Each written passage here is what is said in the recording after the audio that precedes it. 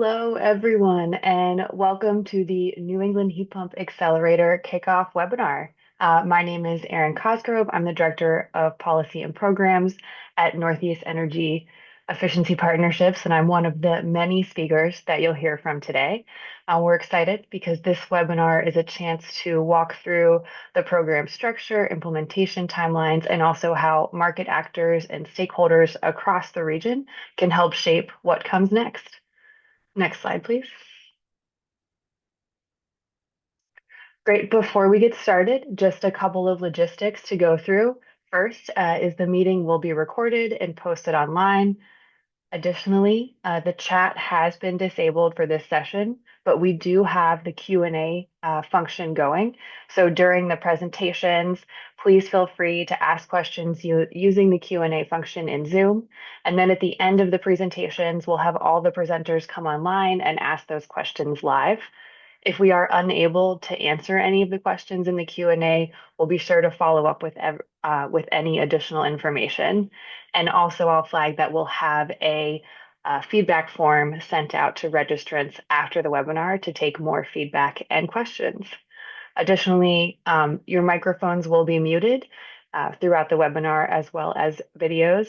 And then finally, we ask that if you're referencing any data or facts in your comments or questions really, that you please just state the source from where you are pulling the facts. Next slide, please. So before we dive into the presentations, I just wanted to outline the parties that are involved in the New England Heat Pump Accelerator. So this program is a coalition of states with Connecticut Department of Energy and Environmental Protection serving as the lead state or lead applicant. And we have four other states in the coalition in addition to Connecticut. The first is Maine, who's represented through Maine's Department of Energy Resources, as well as Efficiency Maine Trust. Massachusetts is also part of the coalition with the Massachusetts Department of Energy Resources. And in New Hampshire, New Hampshire's Department of Environmental Services is part of the coalition. And last but not least, Rhode Island with the Rhode Island Office of Energy Resources. In addition to the states, there's many organizations supporting DEEP and the coalition as they implement this project. NEEP, which is where I'm from, Northeast Energy Efficiency Partnerships, is a nonprofit whose mission is to serve the Northeast and Mid-Atlantic to accelerate regional collaboration to promote advanced energy efficiency and related solutions in homes, buildings, industries, and communities. And we'll be supporting the accelerator and Connecticut DEEP specifically by convening stakeholders through meetings such as this at the regional level and also providing technical assistance. Another convener is the Northeast States for Coordinated Air Use Management, or NESCOM. And this organization is an association of air quality agencies in the 6 New England states, New Jersey, and New York. And NESCOM provides technical and policy support for state initiatives to improve air quality and tackle climate change. NESCOM is also providing technical assistance to the accelerator, including convening the coalition states and helping on design and implementation of the accelerator. And you might see Emily Levin from NESCOM answering some of the questions that come into the chat today. Finally, today we are very excited to introduce the implementation team who will be led by VEIC, and I'll let them all introduce themselves as well. But as you can see, there's many parties that'll be part of this implementation. Next slide. And quickly, I'll just go through the agenda. So for today, we'll start off with some welcoming remarks from Connecticut DEEP. We'll then pivot to the implementation team, who will provide an overview of the accelerator and timeline. And then NEEP will provide opportunities for regional engagement and feedback. We'll then have some time for Q&A. As I said before, we don't have the chat function, but if you have any questions, please feel free to put them in the Q&A section or the Q&A portion of the Zoom, and we will get to those during the Q&A portion. And then finally, we will close out with some next steps and opportunities for stakeholder engagement. And now it is my pleasure to welcome Jennifer El-Sahari at the Connecticut Department of Energy and Environmental Protection for some opening remarks.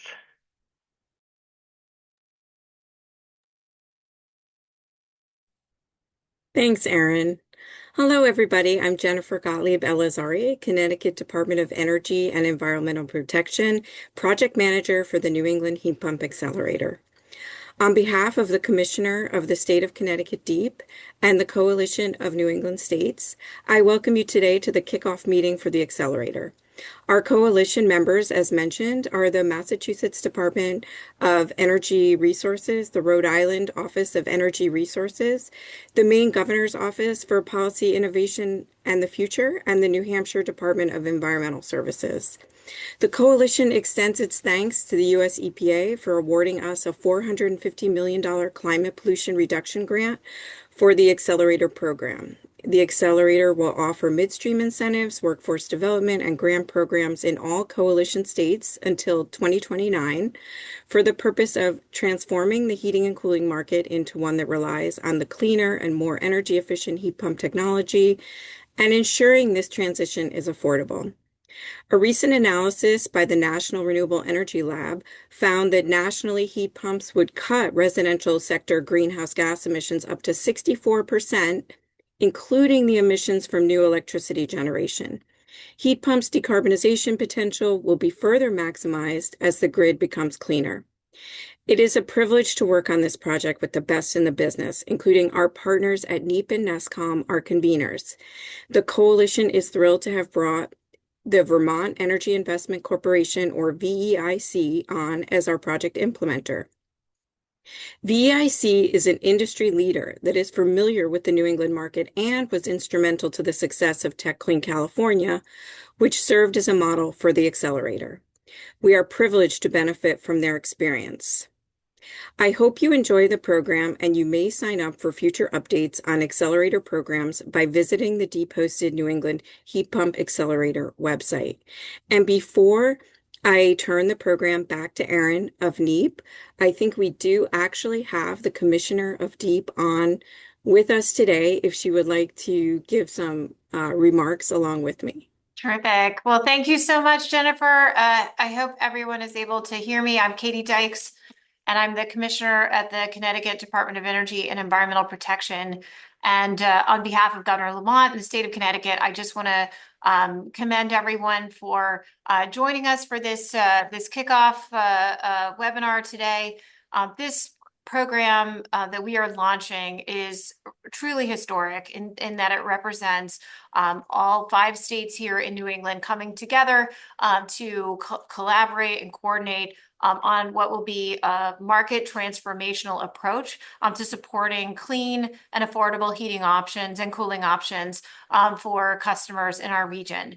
We are very excited about the model and the approach as a possibility to truly transform and send that signal to the marketplace that we hope will be effective in developing new partnerships and new opportunities to make these efficient and emission reducing HVAC options available at a lower cost for customers in our region. This is really important, as Jen mentioned, not just for our progress in meeting our respective greenhouse gas emission goals that many states share across our region, but also in providing for lower cost heating and cooling options. As we know, many in our states are struggling with affordability challenges. And so we are excited here at Connecticut DEEP to be leading this effort and playing a coordination role with this regional effort. And this is a top priority for our agency. And we're really excited to see such a broad participation in today's webinar. And we know that that bodes well for things to come and great partnerships and impact that we'll have through this program. So thank you all for joining. And with that, I'll turn it back to Erin. Thank you. And thank you so much, Commissioner Dykes and Jennifer, for those welcoming remarks. And at this point, I will now introduce Pooja Vora of the EIC to give the program overview. Thank you, Erin. Good afternoon, everyone. My name is Pooja Vora, and I work at the EIC. I am the program director for the New England Heat Pump Accelerator, and welcome to this official launch. Our team is here today to walk you through a high-level overview of this regional program. But before we do that, I just wanted to give you a little more background and context. Next slide, please. As Jennifer and Commissioner Dykes already noted, this program is funded through EPA's Climate Pollution Reduction Grant, sorry. 5 New England states came together to apply for this $450 million award because they really share a highly interconnected heat pump supply chain and already operate several complementary programs within the region. And so by working as a regional coalition, the states saw an opportunity to leverage this shared market, fill funding and program gaps, and strengthen the overall pathway for heat pump adoption across the region. The goal for this particular program is to accelerate deployment by addressing market barriers already pointed out by Jennifer, expanding access, especially to low-income communities through our innovation pilots, and supporting workforce and jobs growth. The grant also establishes regional targets that we have to meet as a region collectively, including heat pumps reaching 65% of HVAC and water heating sales by 2030, and then going beyond to 90% by 2040, along with associated greenhouse gas reduction goals for the states. And as already pointed out by Erin, this program launched this month and will run through December of 2029. Next slide, please. I would now like to introduce our implementation team for this grant. This program will be led by BEIC with our 5 key partners: Energy Solutions, Abode Energy Management, Slipstream, Emerald Cities Collaborative, and Ridgeline Analytics. Together, this team has local relationships. We have implemented midstream programs and contractor trainings.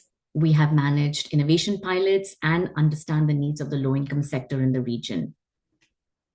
For the purpose of this particular program, our work will be focused on 4 of the 5 New England states, that is Massachusetts, Rhode Island, New Hampshire, and Connecticut. Next slide, please. And Efficiency Maine Trust will be the key implementer for a major portion of the program activities for the state of Maine, and we will be coordinating with them as part of our regional effort.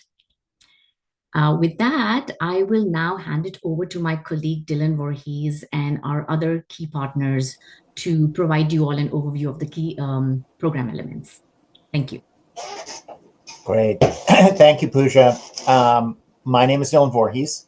I am with VEIC, and my role in this project is to help guide our overall strategy for transforming the heat pump markets and helping align our work across the different hubs of the program, which you'll hear about today.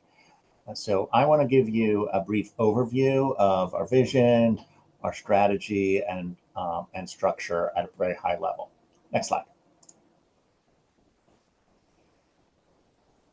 So starting a little bit, starting at the top with our vision. So we envision a New England region where heat pumps are the default choice for heating and cooling, where distributors and contractors fully embrace heat pumps and drive customers toward those technologies and away from outdated and inefficient options, where customers are supported in understanding heat pumps and can easily adopt them through seamless processes that meet their needs where they are.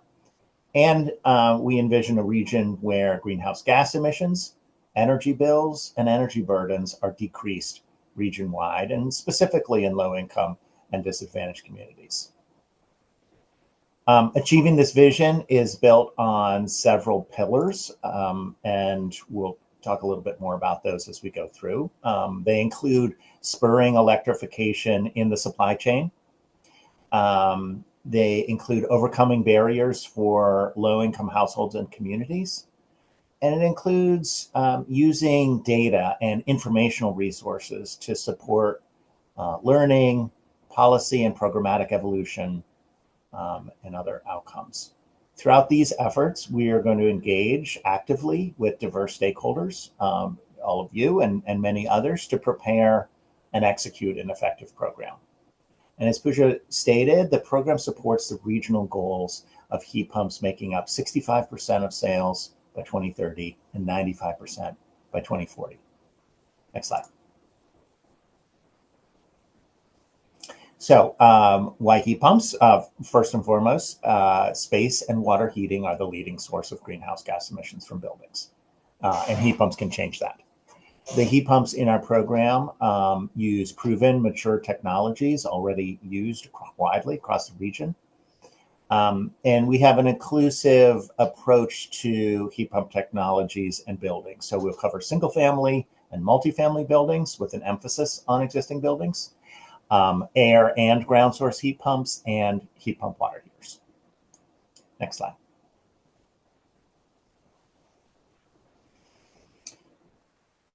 The program's approach to achieving long-term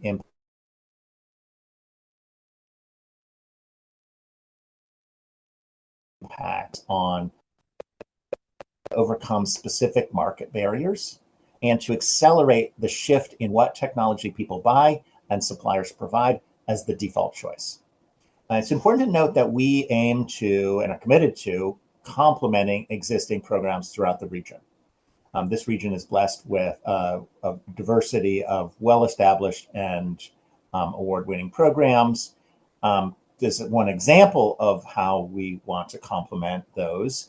Many of those programs, utility-run programs and others, have robust marketing and direct engagement with residential customers. So we don't want to compete with that. We don't want to confuse customers, but we do want to find ways to support that, to provide resources to existing program administrators or contractors as they engage with customers.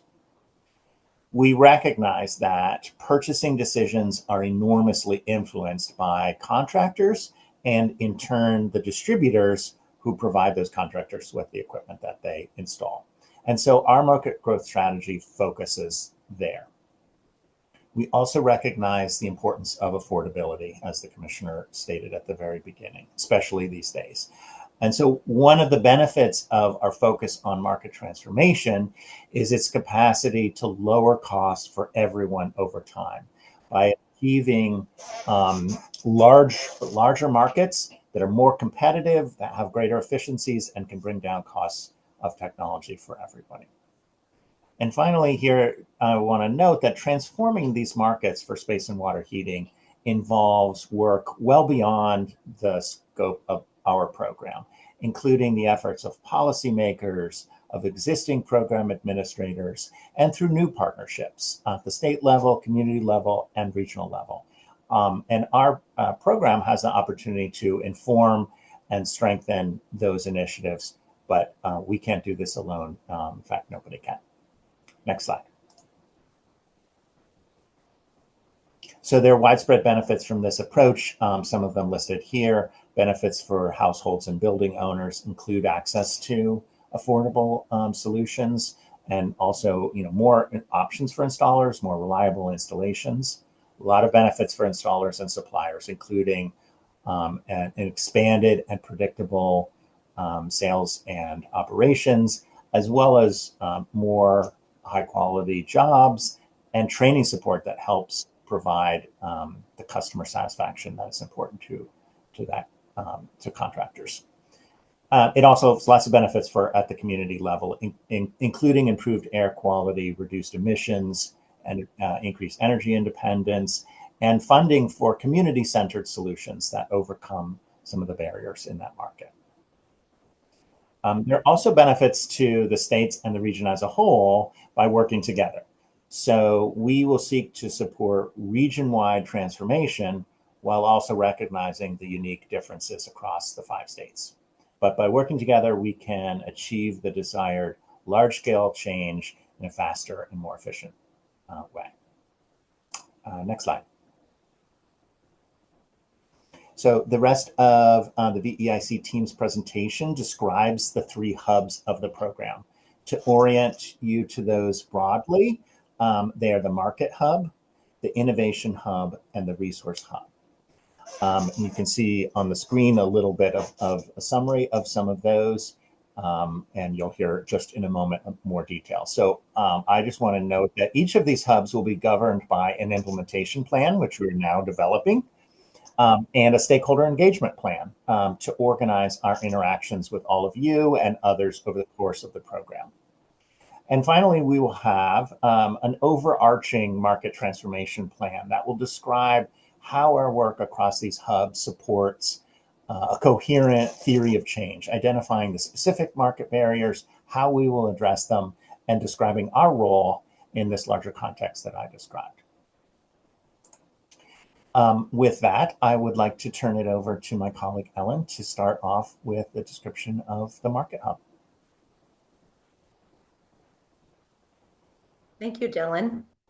My name is Ellen Pfeiffer. I'm very excited to introduce you to the Market Hub Midstream Incentive Program today. This part of the program will be brought to you by Energy Solutions with inspection support by Ridgeline Analytics. Energy Solutions is a leading midstream implementation vendor in the United States, as well as the existing midstream implementation vendor for 3 of the 5 coalition states. The Market Hub Midstream Incentive Program will work with distributors and manufacturers to provide instant incentives on efficient residential heat pump and heat pump water heating technologies across New England. Next slide, please. Why midstream? As previously mentioned, this program was specifically designed to complement the robust award-winning energy efficiency portfolios already operating in each of the coalition states. Within an energy efficiency portfolio, downstream programs incentivize individual customers to purchase high-efficiency equipment. Upstream programs incentivize manufacturers to build efficient equipment. And midstream programs incentivize distributors to stock, sell, and ship efficient equipment. The midstream strategy is to align program goals with market goals. We make high-efficiency equipment affordable for customers and profitable for distributors. Energy Solutions pioneered the midstream program design over 30 years ago. Our research has found that distributors influence nearly 90% of all equipment sales. By engaging with market actors higher up the supply chain, we can accelerate the adoption of new measures and serve hard-to-reach segments. Next slide, please. How does this work? Let's take a look at this slide. Energy Solutions, the implementer, will recruit distributors and train their sales engineers on this high-efficiency equipment. The distributor stocks, promotes, sells, and ships high-efficiency equipment to contractors. The contractors, in turn, provide customers with information about and installation of the efficient equipment. Customers receive instant price discounts and a lifetime of energy savings. It's important to note that within the context of this program, customers may also proceed to apply for existing downstream rebates available in their states. Again, these incentives are intended to be fully stackable with state-level programs. Coming back to the distributor level, you can see that for each sale they make, they complete an online application. Energy Solutions will verify that application, the customer and the equipment eligibility, and then reimburse the distributor for that incentive amount and also provide a small stipend to cover distributors' costs of data entry, as well as encourage their ongoing participation. Let's dive deeper into the proposed incentives for this program. Next slide, please. So across New England, we're really excited that we will have $270 million available in equipment incentives through 2029. Our proposed QPLs will be streamlined regionally for ease of participation, and again, are intended to be fully stackable with existing state-level incentives. I can't state that frequently enough. This is not to supplement, but to support and accelerate the existing work happening in the region. Below, you can see the types of equipment we're currently looking at. That's cold climate air source heat pumps, heat pump water heaters, ground source heat pumps, and air to water heat pumps. We are currently working on finalizing 2026 incentive and distributor stipend levels. So this is all, just giving you that broad understanding of where we're looking at. Final equipment, QPLs, as well as incentives are still TBD. Next slide, please. This slide kind of gives you that overview of our goals, our timelines for finalizing those things. So within Q4 of this year, we are completing the design of our instant incentives and the QPL.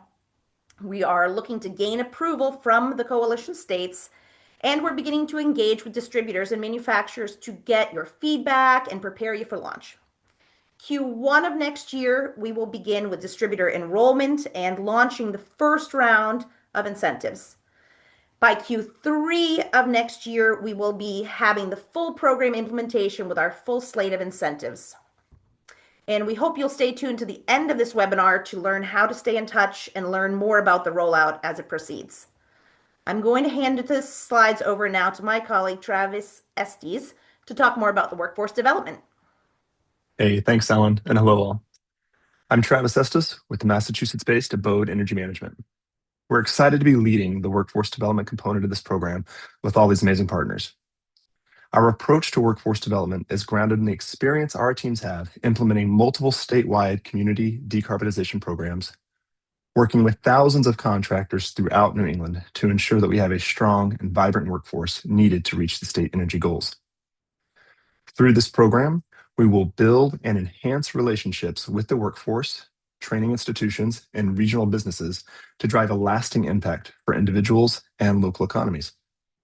Together, our work will play a key role in expanding access to clean energy solutions to consumers and by providing high-quality jobs for years to come. Next slide, please. By nature of this work, successful programs to reach and support individuals and businesses are collaborative. This initiative is no exception. Abode is joined by Slipstream and Emerald Cities to implement a thoughtful, holistic strategy that will drive the right outcomes for the right people. By leveraging our proven content and training approaches and building upon small business engagement channels, our team is primed to launch quickly and intentionally to have the impact we all seek. Next slide, please. Okay, so why do we need to focus on workforce development as part of this program?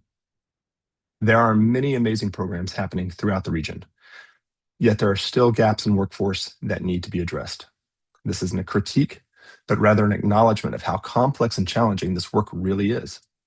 By building consistency across states, our approaches will leverage the best practices and maximize economies of scale as we develop and deploy the resources and content needed.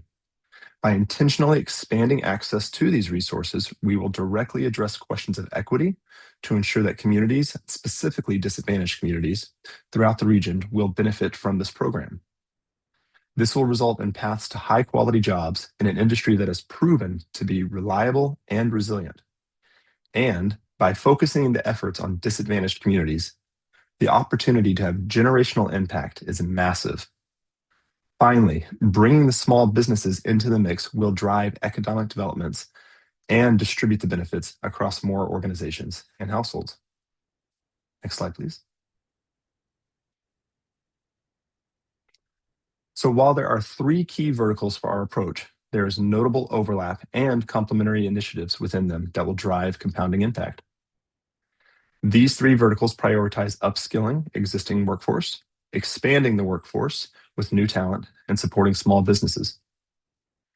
By leveraging existing resources for manufacturers and distributors and building relationships with existing institutions, training content and support will be delivered through trusted channels, meeting the specific needs of the stakeholders and the markets they operate in. As well, our team will address known barriers to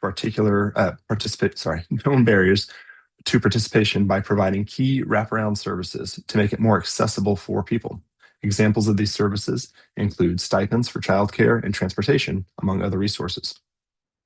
Many of the training initiatives will have a lasting impact as we train new trainers to provide support for years to come through our Train the Trainer approach. By enabling partner organizations to deliver training content, they'll be empowered to bring these resources to more people without having to rely on outside subject matter experts for every training session. And at the end of the day, these programs will fail if there are not good jobs available on the other side. So by working with contractors with a specific focus on small businesses and disadvantaged communities, participants in these training programs will have the opportunities to launch their careers with companies that understand the direction the industry is headed and who are ready to invest in the people needed to make it a success. Next slide, please.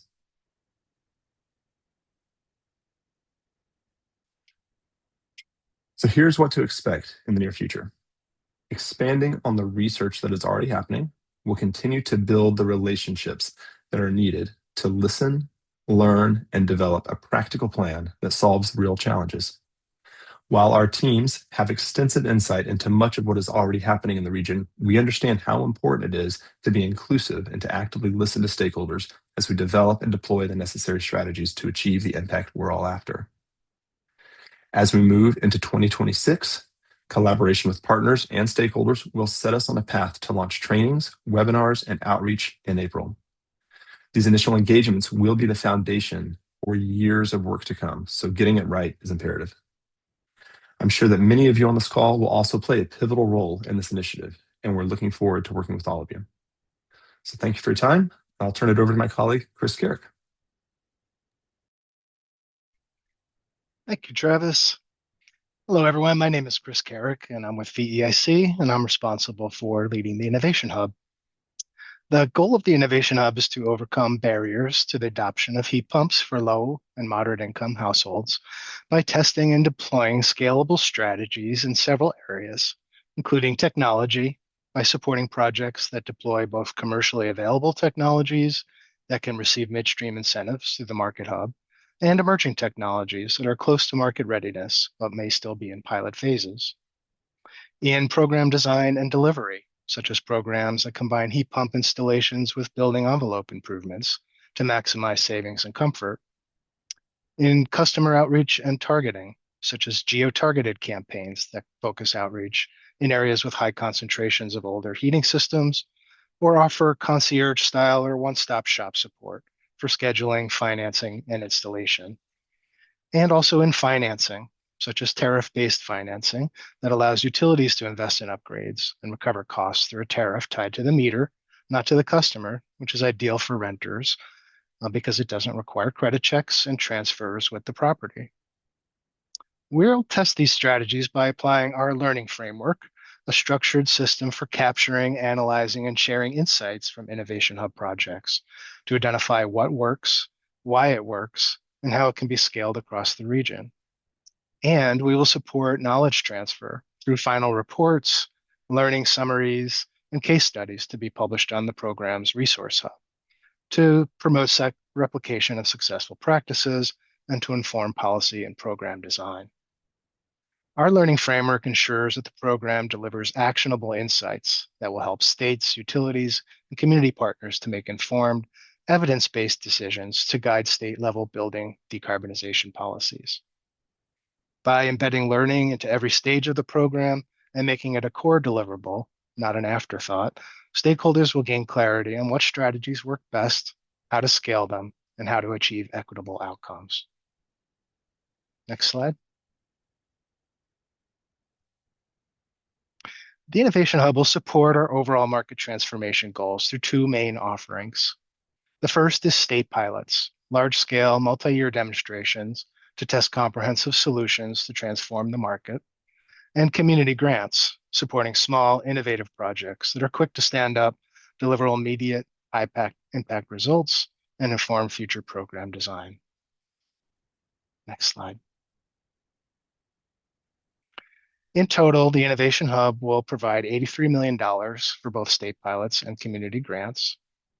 The difference between the state pilots and community grants lies primarily in scale and geographic focus, not program intent or intended beneficiaries. Both target similar populations and goals. 100% of Innovation Hub funding will benefit low and moderate income communities, And it's also important to note that Innovation Hub funding will seek to leverage regional, state, and community resources to the greatest extent possible, from current incentive programs to existing local initiatives. State pilots will offer up to $14.5 million in total per state for 1 to 2 pilots. Each state will set its own priorities for pilots, and these pilots may be run by an existing state program or have unique RFPs issued to select a new administrator. Proposals for state pilots will be scored on a state-by-state basis. Community grants will offer smaller, $100,000 to $400,000 per grant, and we expect to offer 20 to 40 grants throughout all states. The EIC will conduct procurement within each state, and we expect free solicitation rounds over the course of the program. Proposals for community grants will be scored across all of the states with recommendations made to the Advisory Council for final approval. Next slide. So, what kinds of projects are we looking to fund through the Innovation Hub?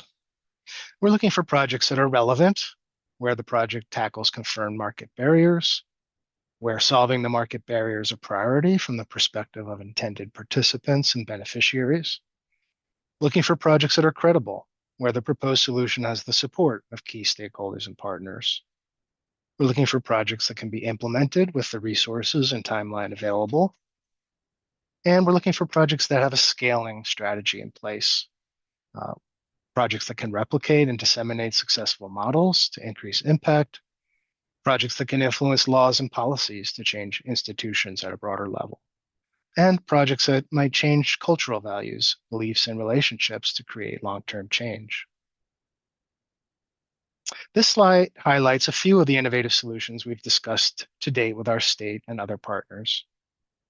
The first two address one of the most widely recognized barriers to widespread heat pump adoption, the tendency to replace fossil fuel-based water and space heating products with like-for-like products, whether due to insufficient electric service or time to plan for electrification.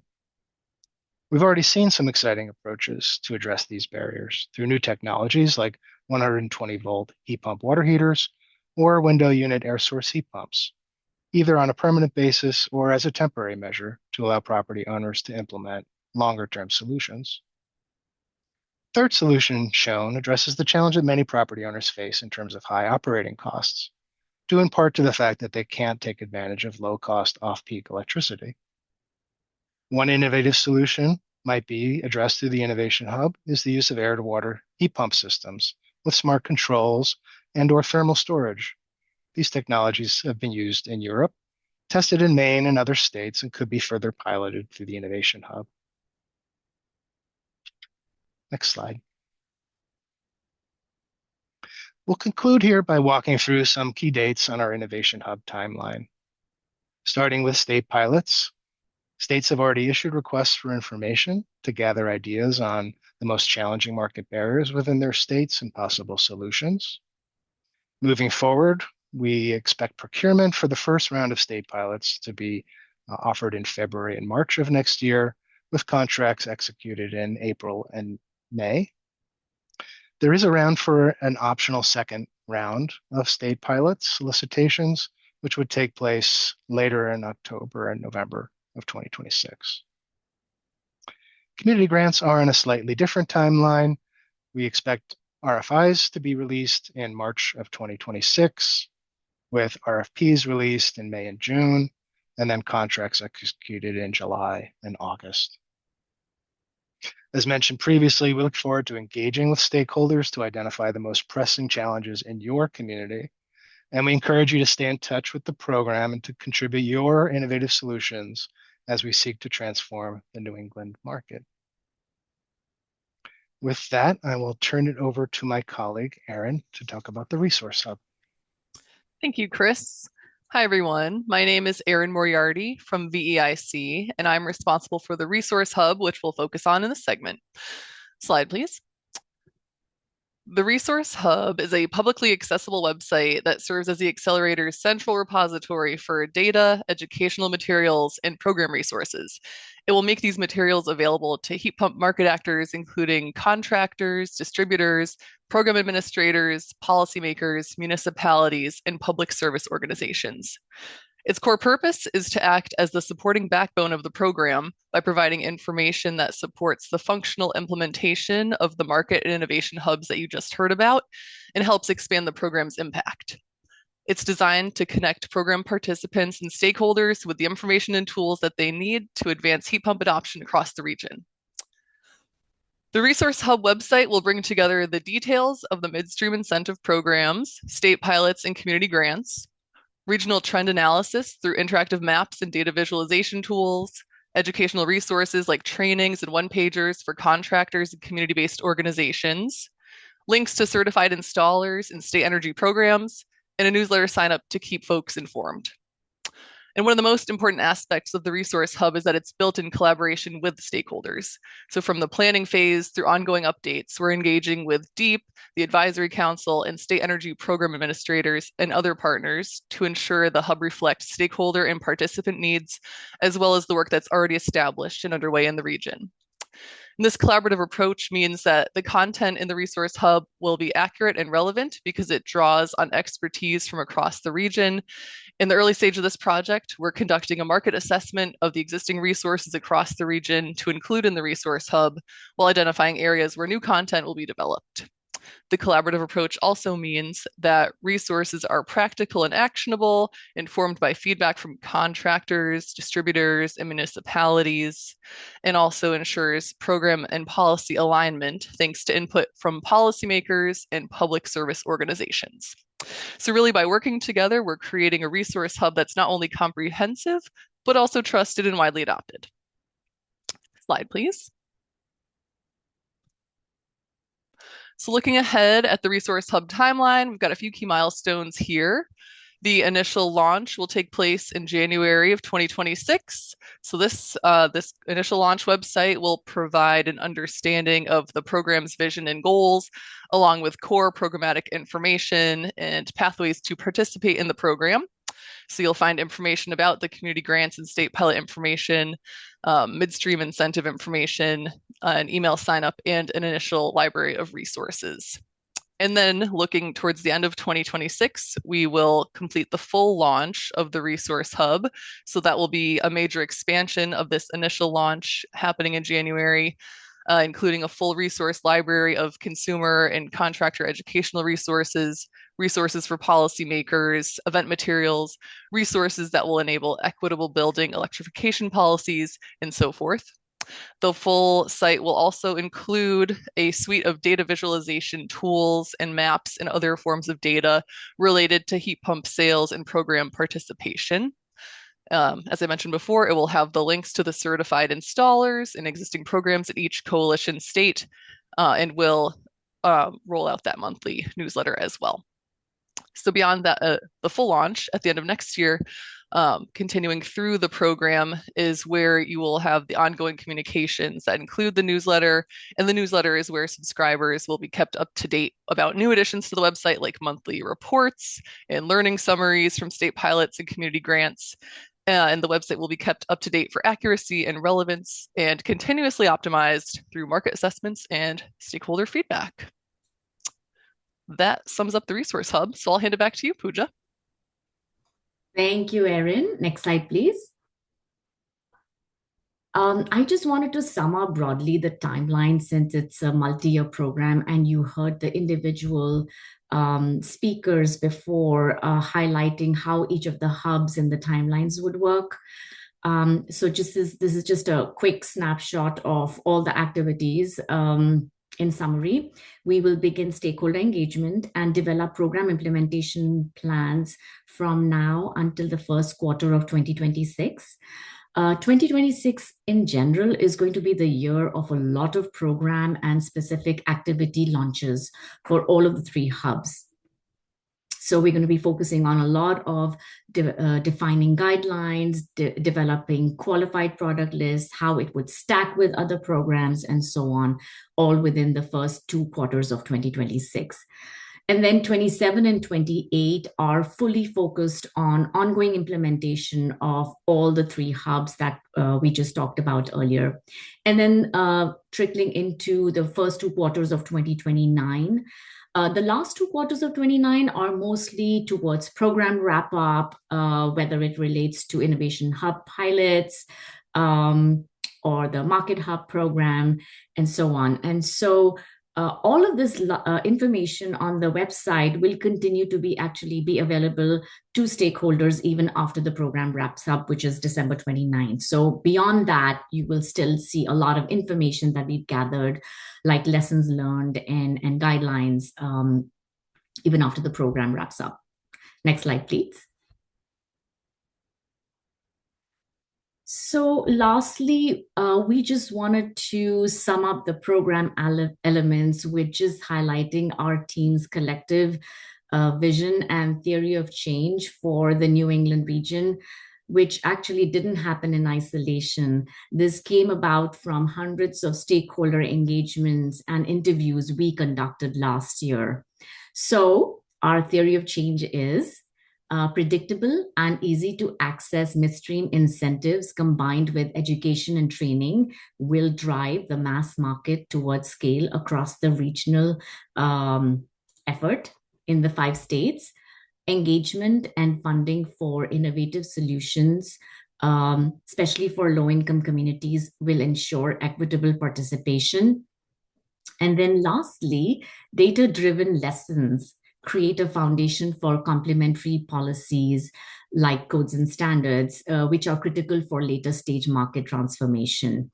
And this is truly only possible through collaboration with the key stakeholders like all of you, policymakers, state entities, the supply chain, including distributors, contractors, and manufacturers, workforce entities, and community-based organizations and representatives. And with that, I will end our section and hand it over to Erin. We have many, many ways of engagement and opportunities for all of you. And once again, we are excited to be part of this regional effort. Thank you. Excellent. Well, thank you so much. Yeah, thank you so much, Pooja, the VEIC team, Energy Solutions, and Abode for the wonderful overview of the accelerator and the timeline. I'll remind everyone, even though we've had many questions come in, that if you do have any questions, to please put them in the chat. And at this time, I will invite my colleague, Tara McElhenney, to share more opportunities for regional engagement. Thank you, Erin.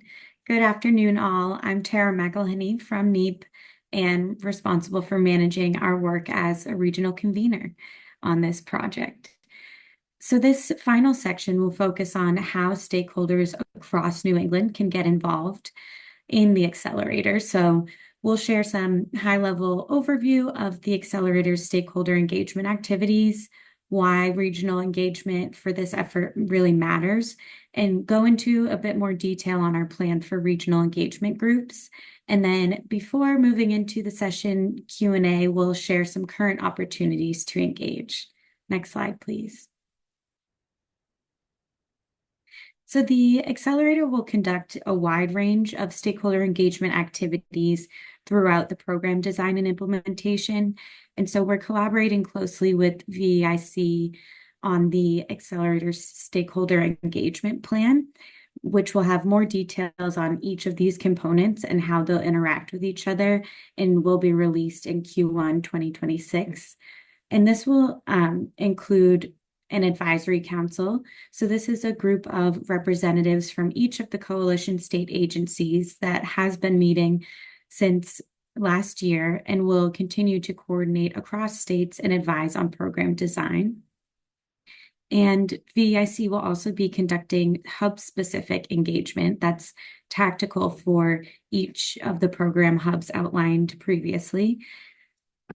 They will also be creating state-specific subplans to tailor engagement to fit the unique characteristics of each state. And NEEP will be convening regional engagement groups to facilitate regional alignment, get feedback from regional actors, and share learnings and progress across the region. This will also include creating strategies to ensure that this progress continues even after the program ends, all in the spirit of market transformation. Next slide, please. So diving a bit deeper on the regional engagement piece, the Accelerator is a 5-state initiative, and stakeholders in each state have their own challenges, opportunities, and goals. And so success will really depend on strong collaboration. And the Accelerator's regional engagement will be designed to ensure that market actors, communities, and housing stakeholders all have clear avenues to participate. So we're building a structure that ensures regional alignment across programs and partners. This will be key in a region that is already leading in energy efficiency efforts and so has a lot of existing activity in this space. Centers community and industry voice in design so that we're getting authentic input from stakeholders who will use these programs and be impacted by them. Creates consistent channels for feedback. This is a new initiative, unlike others we've had in the region. So we will want to provide ongoing touch points so that we can always be ready to pivot accordingly. Support transparency throughout the program so that everyone in the region is in the loop, and scales region impact, including long-term. So this goes back to bolstering market transformation and identifying pathways to continue this market transformation after the program funding has wrapped up. Next slide, please. So today we'll walk you through the regional engagement groups, which is just a piece of the full picture you heard about earlier. So NEEP will be convening 3 core groups for targeted engagement with 2 representatives from each state in each group. So these will be small groups with targeted activities. And the first is a community engagement group, which will be convening with the support from Equinol partners to increase engagement with representatives of communities that face barriers in adopting heat pumps and to ensure lived experience perspectives are shaping the program and policies in the region and help bridge the program with local needs. A technical advisory group will also be convened, filled with market actors that provide technical and market guidance to strengthen program strategies, inform resource and training development, and support overall industry best practices. And finally, a housing engagement group with housing sector stakeholders that can provide insights on best practices in the multifamily and affordable housing space to make sure that any housing-specific accelerator efforts are meeting on-the-ground building and tenant needs. And from these groups, we will form a group of ambassadors that volunteer to meet across the 3 groups to cross-pollinate ideas, share learnings across the groups, and really bolster that regional coordination. Next slide, please. We will also have an outreach tier of regional stakeholders who will receive updated information on important opportunities, deadlines, and may conduct supporting engagement themselves. Next slide, please. And throughout the duration of the program, VEIC, NEEP, coalition states, and potentially solicited public experts will organize public webinars and other engagement events, much like today. And this will just be to update stakeholders on accelerator activities, invite feedback and questions throughout, collect targeted input on local needs, barriers, and opportunities, and also to disseminate the lessons that we're learning from this program and any new resources that are developed. Next slide. We really appreciate you all joining today. And before we get to your questions, I'll just highlight a few current opportunities for engagement. Several coalition states have requests for information for the Innovation Hub state grants open today. And this is to seek input on pilot concepts, scalable solutions, and innovation in each state. And you'll see on the slide that we have the deadlines. One is this Friday, so New Hampshireers, get your responses in. And we'll also follow up, as mentioned earlier, with all registrants to provide the webinar recording and post-webinar feedback form where you can ask any questions you might still have and provide further input to the team. We're really looking forward to hearing more from you, and we can get started now. So I will pass it back to Erin to kick off the Q&A session. Thank you. Excellent. And thank you so much, Tara, for that insight. And at this point, I am going to invite all the presenters to turn their cameras on, and we will start to tackle all of these wonderful questions that came into the Q&A. Excellent. So the first question that came through, I believe Jennifer El-Zahari, this will go to you. So I was wondering, why is Maine allowed to run their own program? And if you could provide any insight behind this decision. Sure. All 5 states will follow the regional program plan. Maine has an existing midstream program that is similar to what the accelerator will do, so Maine will be part of the implementation team. Specifically, they will implement the midstream incentive program in Maine and the workforce development program in Maine and issue their RFP for their state pilot. Excellent. Thank you. Okay, my next question, I believe I'll be looking at Dylan for an answer for. The question asker was wondering if we will be targeting landlords that may not be the same as customers and what this might look like for the program. Sure. Thanks, Erin. So first of all, our incentive approach targets all equipment, all qualifying equipment, that is sold through distributors, whether that is installed in an owner-occupied building or a rental property. So as sort of a fundamental matter, we want the equipment to go into both, and we'll provide incentives through distributors and contractors for both of those. But we do know that rental properties face additional market barriers. And so our Innovation Hub pilots and community grants are likely to include specific strategies to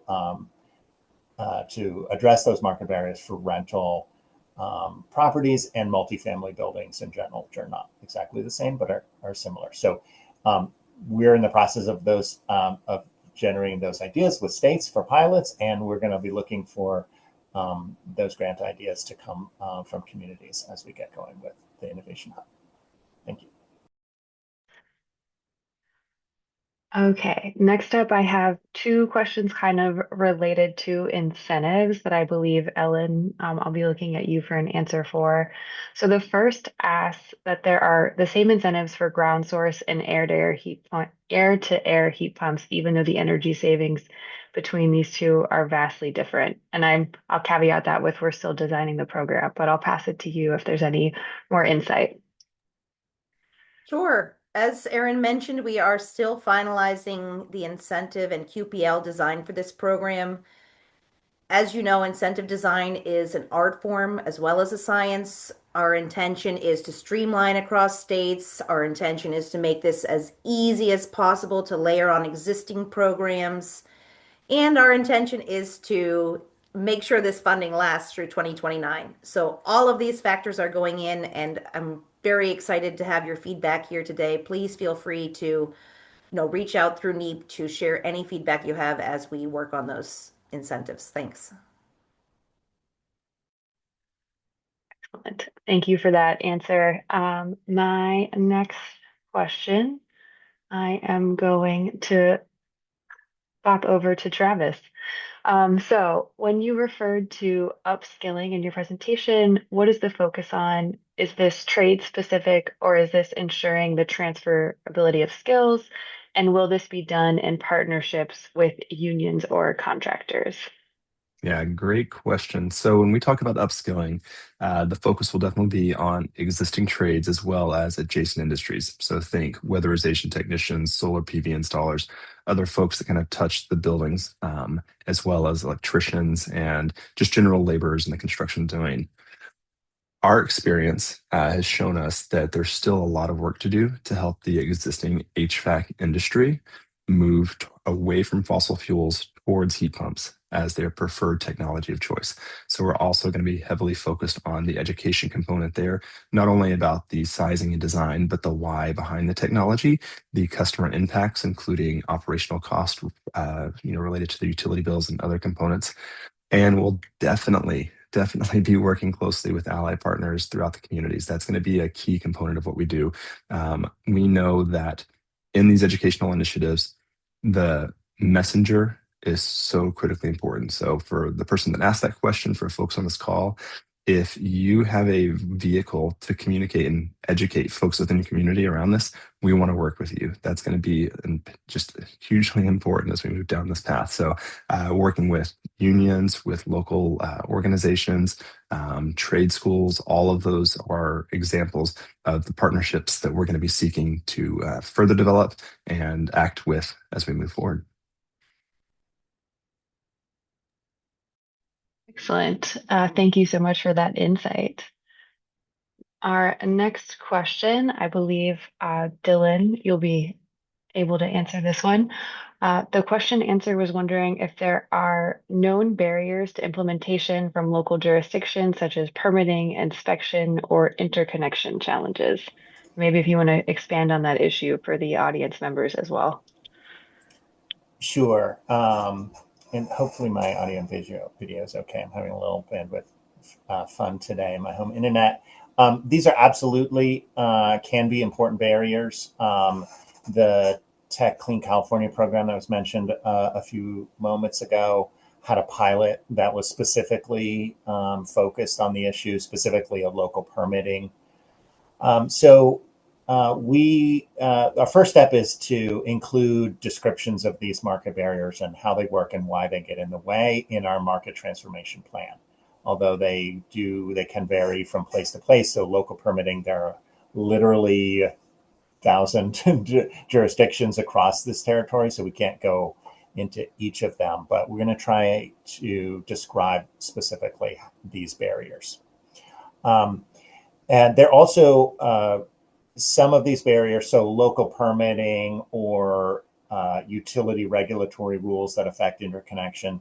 These are examples of things that our program can maybe educate about, but we will depend on local policymakers or state policymakers to figure out how to address them. So this is an example of one where we can provide insights into how and why these barriers get in the way, but it will take a partnership with those other policymakers to address some of them. Thanks. Thank you, Dylan. And I believe I'm going to stay with you for this next question as well.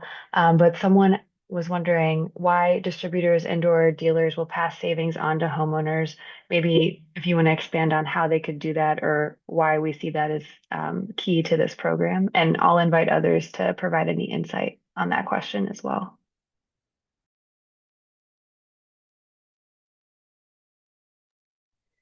Sure, I can take that answer. First of all, we have found across the years that we have operated midstream programs that this, just like anything else, a competitive market is very attractive. So having that lower pricing right up front enables a distributor and a contractor to be more competitive in the market. So they are self-motivated. As I mentioned, we're aligning the market incentives and motivations with the program motivations. Second of all, the program will require attribution on invoices that this incentive has been passed on and applied to sales out in the market. Thank you so much for that answer, Ellen. So next on our list, we have a workforce question again. Oh, sorry. Here we go. Travis, the Yeah. question answer was wondering if there are specific credentials or curriculums you plan to promote for new entrants receiving training. Yeah, that's a great question. I would start by saying that the landscape of training is relatively robust in terms of content, but it's not always specific to our region and to the programs that we are, aiming to support and bolster. So the work that Slipstream and other partners through this initiative are going to be doing with us will not only be bringing those trainings that are applicable to the market, but also adapting or creating new ones when necessary.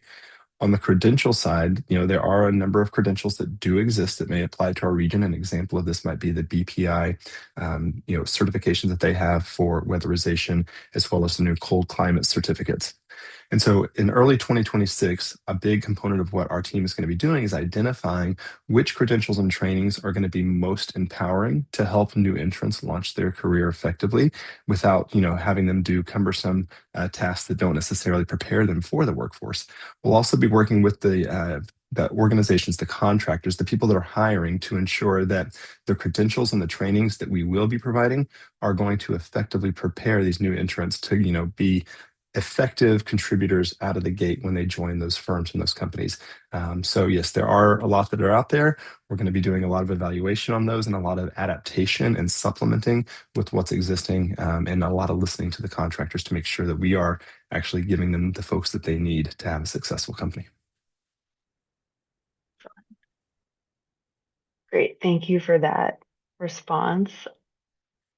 My next question, I believe, is open to anyone who'd like to take it, but just the question asker was wondering, how will federal dollars interact with the HERE programs or the home energy rebates and home efficiency rebates at the federal level, and how will they potentially impact any federal funds associated with the Massachusetts DOER Z loan?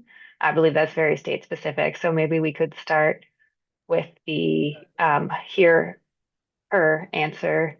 And then if anyone on the call is familiar with the Massachusetts DOER-Z loan, dive into that topic as well. Sure, Erin, I can start us off. We will be mindful of the HER and HERE program as something that can be leveraged into our programs in the state pilots and the community grants. At the same time, mindful of the limitations of those resources.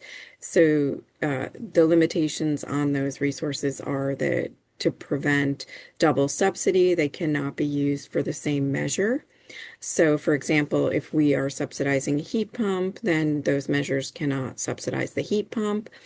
But we could be subsidizing electrical work at the same address and have those subsidies come in and provide for the heat pump equipment itself. So we are allowed to work in the same location, but not on the same measure. And we'll also be working in controls through tracking of addresses in the market hub to ensure that there is no double subsidy.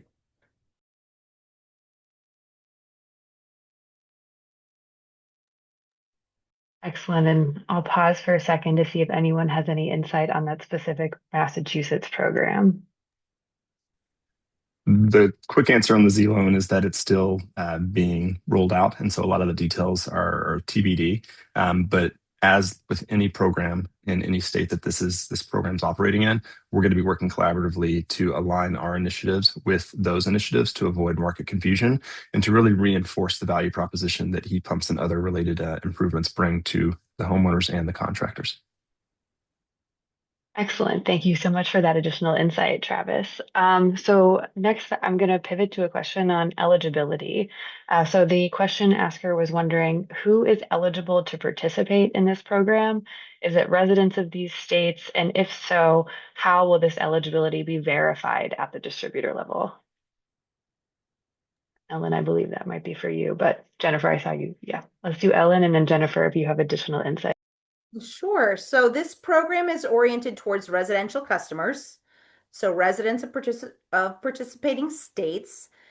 And at the distributor level, just as is already the practice in many of these states, participating contractors, when they go to purchase something, they will have to supply customer addresses. So, and then our team, Energy Solutions, will be responsible for verifying those addresses. We also will follow up on the back end with inspection processes to make sure that this is a thorough process. Jennifer, anything you want to add there? Nope, that sounds good. Thank you. Great. Thank you both so much. So my next question, the question answer specifically asked about how this will be tied to Mass Save, but maybe wondering if others could provide some insight as to how we're hoping to coordinate with existing energy efficiency programs. I can maybe jump in to get started, and if other folks want to elaborate, they can also come in afterwards. Is that each state will be given funding for a state pilot program, and those pilot programs are being designed with the technical support of VEIC. And I believe it's the intention of all states to leverage existing programs as much as possible for the benefit of the consumer. So those details will be worked out in program design. We also have community grants in the Innovation Hub, and VEIC will be offering technical assistance to applicants and grantees in the hopes that they can also leverage as much as possible in their projects.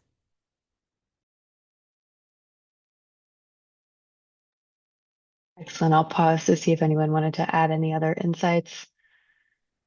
I'll just quickly add that one of the benefits of this coalition of implementers is that all of us, in varying degrees, are actively implementing other programs throughout the region. So we understand where those programs are coming from, their goals, their intentions, how they operate. And that alignment is going to help ensure, again, sound like a broken record at this point, but to be able to really build upon what already exists, enhance, fill in the gaps, and make sure again that we're not driving market confusion, and that we are helping kind of all of these programs rise together. Excellent. Thank you so much for that, for those insights. My next question I'm going to ask the group, I'm going to combine a couple of different questions because we've had a couple of questions in the chat about heat pump rates specifically, and if the project will touch on them. This specific question asker asked if there are any projections of how using heat pumps will impact consumers' electrical bills. But I just wanted to kind of give anyone on the team an opportunity to talk to this topic as it relates to the accelerator and any plans we might have right now to incorporate the additional operational costs of heat pumps. Aaron, I can try and get a quick answer in if my internet is working. Just to say there's a lot that's been done on this already in terms of estimating bill impacts from heat pumps. And so one of our tasks will be to look at those resources and tools, and for our resource hub to host some of those tools, particularly to help contractors communicate to and educate customers. And that also is something that can be folded into our engagement with through the workforce development work to educate and train contractors so they can help, because those are the audiences that a lot of homeowners look to.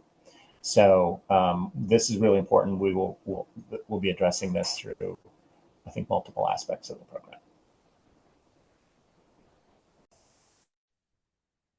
Excellent. Thank you so much for that answer, Dylan. Okay, my next question, and pardon me while I just make sure we're not repeating ourselves. Erin, I could add some additional content there to what Dylan has offered. Is that to the greatest extent feasible, we will be trying to collaborate with our weatherization partners. In fact, we have weatherization partners scheduled to be on our advisory groups, and to the greatest extent possible, we will try to integrate those services into state pilots and encourage community grantees also to use those. And through the training, we hope that greater knowledge about things like the proper system size and things like that will help mitigate any cost issues that may arise otherwise. Excellent. Thank you.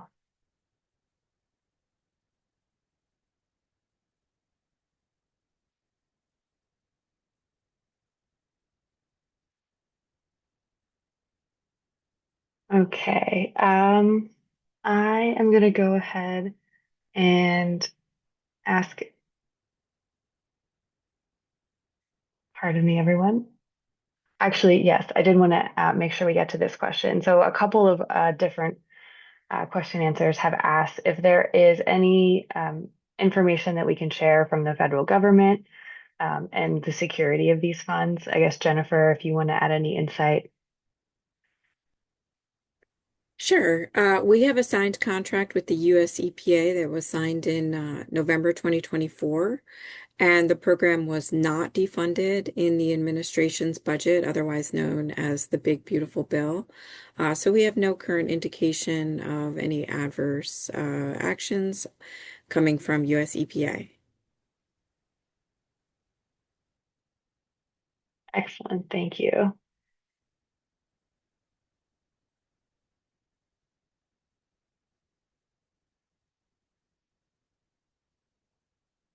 Okay, and then I am going to pivot over to some questions that we got before in the form that we sent around prior to the webinar. So one registration asked specifically on plumbers. So plumbers influence the customer's decision to install a heat pump water heater. Wondering how this program will engage with plumbers. I guess really more for maybe Travis, but if those are also part of the workforce training you envision for this program. Yeah, absolutely. And this definitely ties into the work that the team that Alan's going to be leading is going to be addressing. So helping distributors as well be able to educate and have the right equipment in the warehouses, and then helping that communication be delivered through distributors around the heat pump hot water solutions, the kind of the ease in which they're installed, quite frankly, is going to be a big part of this. I think that we're in a really good spot because there are a number of other complementary programs that are happening throughout New England that we're going to be able to build upon that are already raising awareness around these. So the consumers are certainly getting more acclimated to the idea of these things, and helping the plumbers particularly recognize and overcome some of their concerns around whether it's the wiring or even this understanding kind of, do these really work when it's below freezing, which sounds kind of crazy to say, but that's the questions that we hear sometimes. These are great solutions, and that education certainly will be a part of it.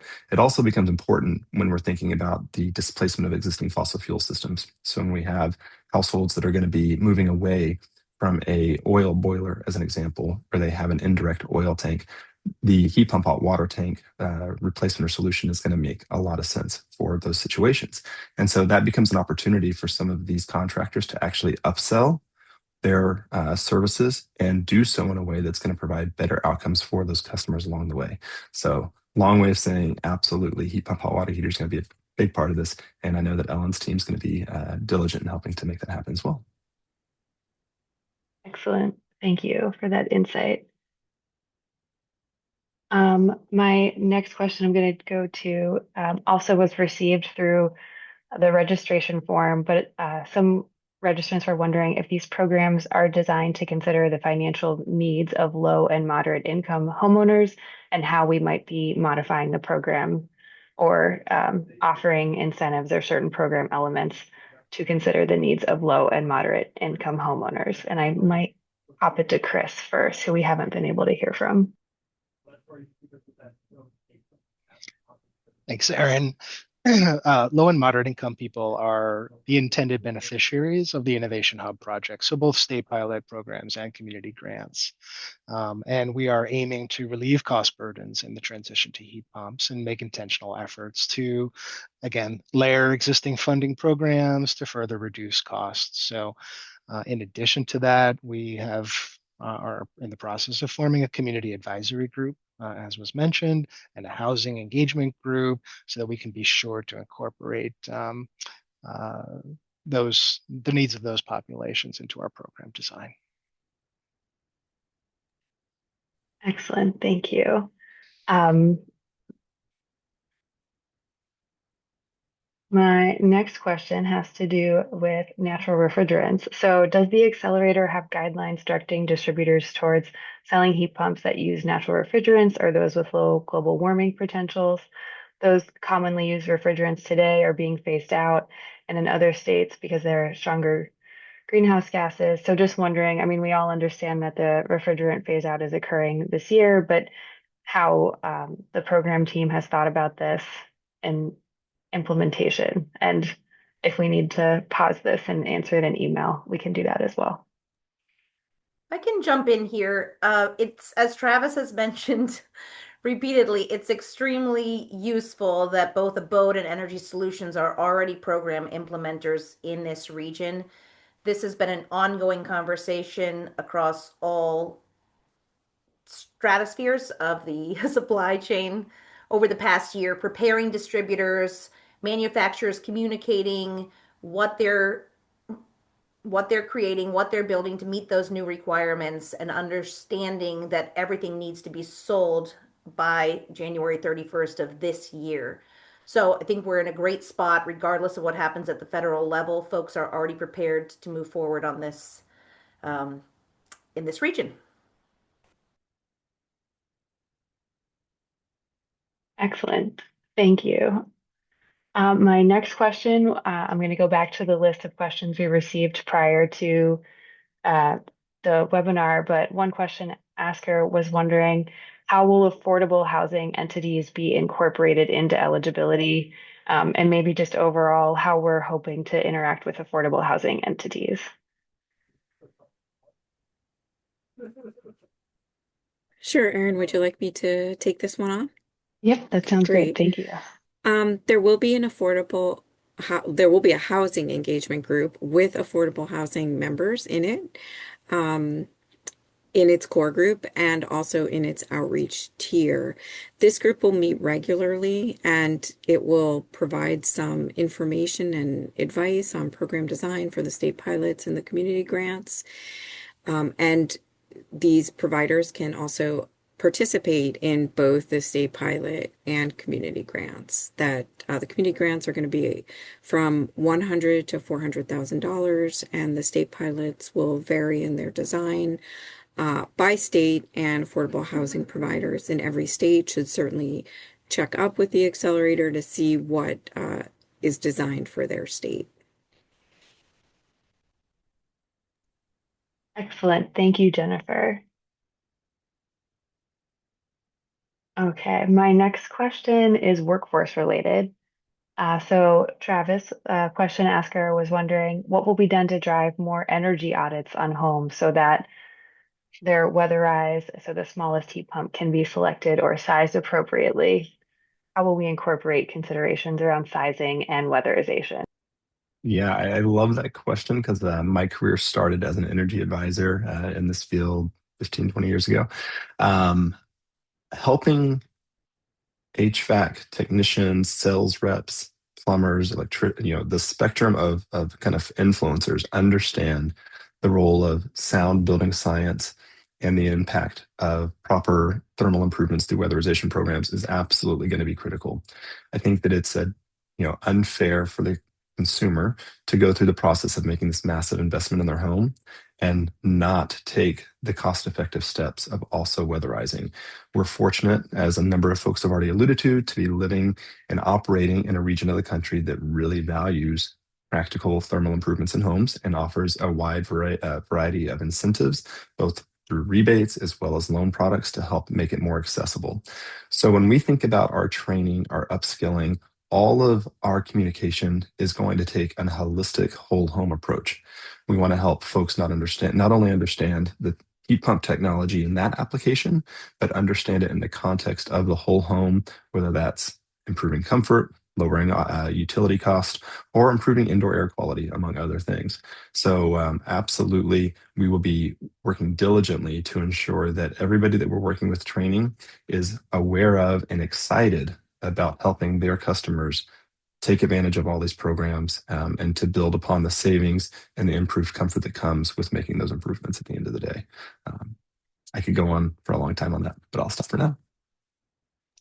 No, thank you for that insight. And we've also gotten quite a few questions on load flexibility and considering that in the program. I will put it out there to the implementation team, understanding we're very early in the design process, but just wondering if anyone is envisioning any kind of load flexibility or demand response element to this program, or it might be a little out of our scope.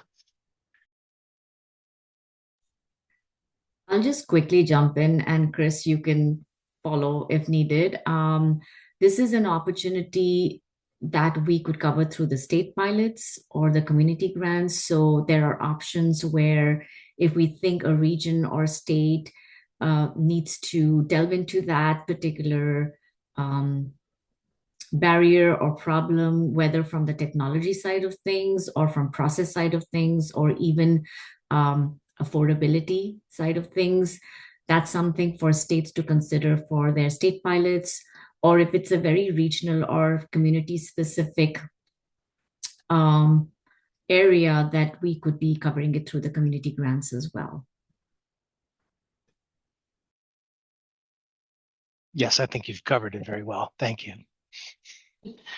Excellent. Thank you both for those answers. And I will now go back to another question we received during registration, but one question asker was wondering, what market or industry data collection do we plan to do for the region? I understand we might have gone through this in the presentation, but it might be good to just reiterate exactly what kind of data we're hoping to gather and publish. I believe I'm passing it to the other Erin. Yes, I can take that for sure.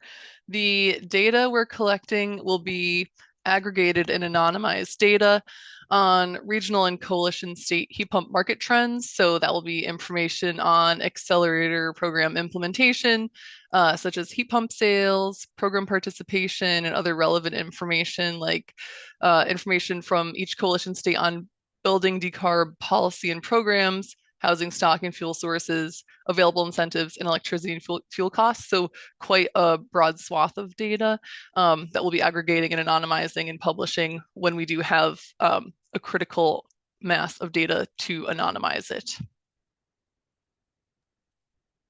Excellent. Thank you so much for that. So the next question I think is more of a clarification, but it writes that, I believe this is from Dylan or Ellen's presentation, but within the market hub, contractors purchasing qualified equipment from participating distributors are participating by accessing that instant incentive right at the counter and passing the incentive on to their customers. And competitive pricing is a really large driver of sales. And they were wondering if we could retouch on the contractor incentives a little more, maybe provide some insight on the amounts that we're envisioning for the program. Sure, I can speak to that. So again, this program is oriented at the midstream level, working with distributors. So contractors that operate in any of these coalition states will be able to access instant incentives at the counter when they go to the distributor to purchase the equipment. All they will need to do is provide the customer address and, of course, purchase qualifying equipment.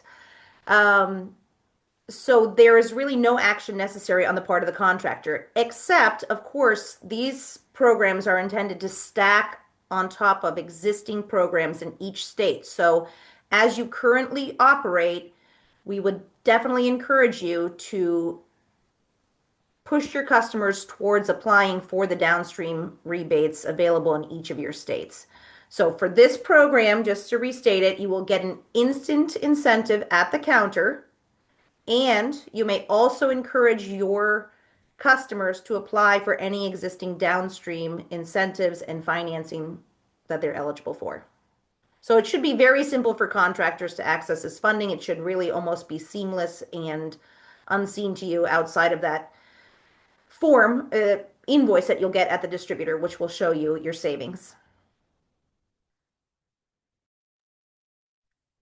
Excellent. Thank you for that answer.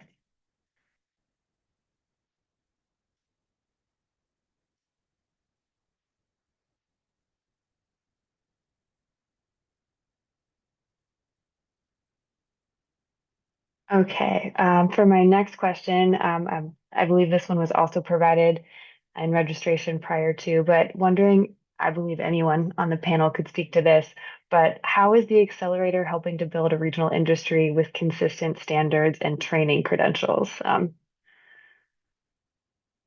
And we might have answered a similar question to this before, but I'll Yeah, pose to the group I'll take again. a quick pass at that. I mean, I think that is one of the challenges that the industry as a whole faces is the lack of consistency around expectations and standards, particularly for contractors that are going to be working across maybe multiple jurisdictions or programs. So certainly one of the goals that we'll be aiming to bring is more consistency on the expectation, the quality assurance, and the accountability that comes with these types of programs.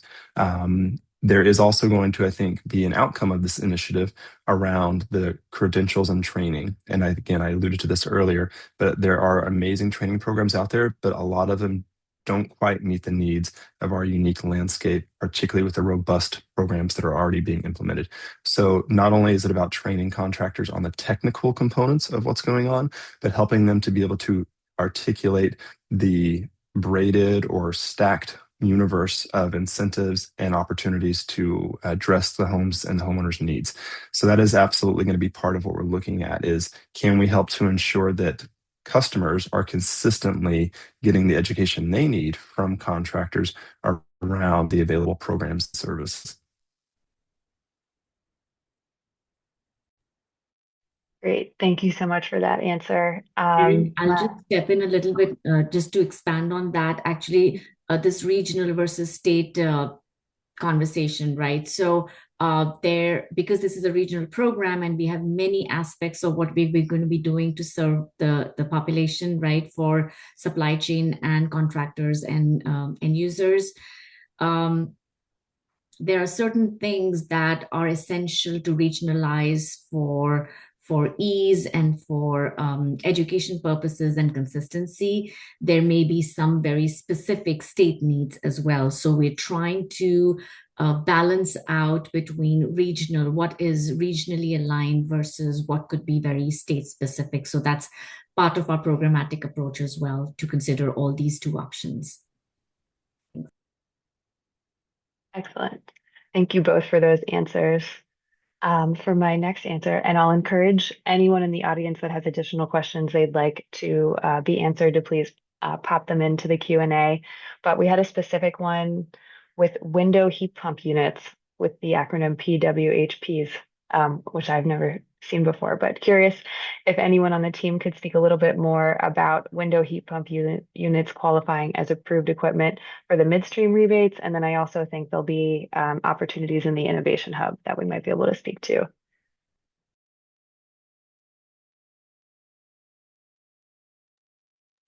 Sure. So within the midstream part of the program, we're still developing that QPL. That would be something that we would look into, if at all, for Q3 of 2026. So love your feedback. Any feedback you have, please send it our way. We are still in the early stages of designing anything that would be eligible for window heat pumps. Yes, and in terms of the Innovation Hub, we do expect that we might see proposals either for state pilots or community grants involving those technologies, as we have a little bit more latitude in the Innovation Hub to look at sort of near commercial ready technologies. And we're aware of several pilots happening already in the region and very interested to see the results of those. So. Yeah, and if I may, Chris, I'll just add with respect to the Innovation Hub that some states are exploring or hoping to explore in their state pilots the issue of emergency replacements. In those particular applications, the temporary system may very well be a window heat pump. And they have also been proven by several other pilots to be very effective in multifamily applications. So we expect to see those in some of the pilot projects. Excellent, thank you. And package window heat pump units. So learning moment for me. We've had a couple questions come in about geothermal heat pumps again, and I just wanted to give everyone on the panel an opportunity to speak again to how you see geothermal heat pumps coming into play. And maybe we could even start with the Market Hub, and then Chris, if you want to provide any insight on potential for the Innovation Hub.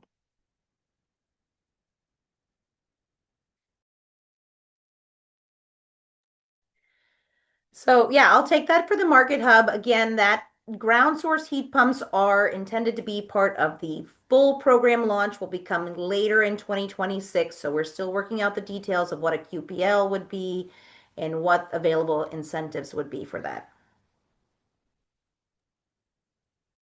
Yes, and in terms of the Innovation Hub, we do expect that geothermal will be a potential solution proposed for both state pilots and community grants. Of course, we have metrics in terms of greenhouse gas emissions savings that we would like to meet, and all projects will have to meet.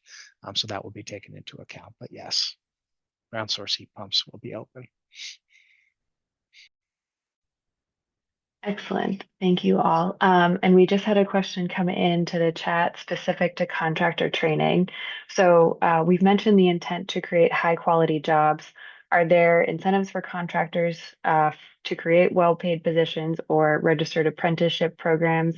Maybe any insights we can provide as to how we're hoping to incorporate that into the program? Yeah, that's a great question because this will be an investment for a lot of particularly small businesses as they look to adapt their companies. Think maybe oil supply delivery companies or others that are looking to ensure that their company has longevity as we shift and transition into this clean energy economy. I'm broken record again. There are amazing programs throughout our region, specifically programs like the Mass CEC's internship programs, among others, where there might be stipends available to offset the cost of hiring somebody new or employing somebody into some of these entry level or starting roles. Part of our initiative and focus in Q1 of 26 is going to be to ensure that we know about all of these resources. Our goal, when we think about workforce development, it's not just about the placement or the support of the installers, of the technicians, but it's also about supporting those businesses. So Emerald Cities, in their capacity in this project, will be working closely with small businesses to ensure that not only do they understand the landscape of rebates and incentives or the midstream incentives and how to access them, but also adjacent programs and services that can help make their investment in their company more cost effective to ensure that they are maximizing all of the investment dollars that might be coming in, not just through this program, but from other ones around us. So the short answer that I've already failed to give you is yes. We will absolutely want to focus and leverage those resources. And again, as we look ahead, we welcome partners that have ideas or that are aware of programs that want to ensure that they are part of this mix and support for contractors. We absolutely welcome that input as we move into the next phase of this initiative. Great. Thank you so much for that insight, Travis. And Chris, I'm going to come to you, I believe, with two questions on the Innovation Hub that appeared in the chat. The first, the question asker was specifically relating to manufactured housing communities, but also with how they would love to see the program working with state level programs and community action programs. I think you might have just typed an answer, but I thought it would be great for you to reiterate that, just talk a little bit more about how low income and community focus groups can get involved. Absolutely. Thank you. I was just typing an answer, but happy to share here. So as I mentioned in the presentation, the Innovation Hub funding could support programs that break down silos between existing programs and support innovative customer outreach and targeting programs like concierge services or one-stop shops. And we've heard a lot of interest already from some of our partners in doing exactly that. So we encourage you to come forward with your ideas and look forward to hearing from you. Excellent. And I'm going to keep you on the hot seat, I think, for one more second. One person was wondering if we could provide any insights on the metrics that we're targeting for the Innovation Hub. And I know we don't, there are some metrics, but we also just have parameters. So maybe if you want to share a little insight about the kinds of projects we're hoping to see come out of the Innovation Hub.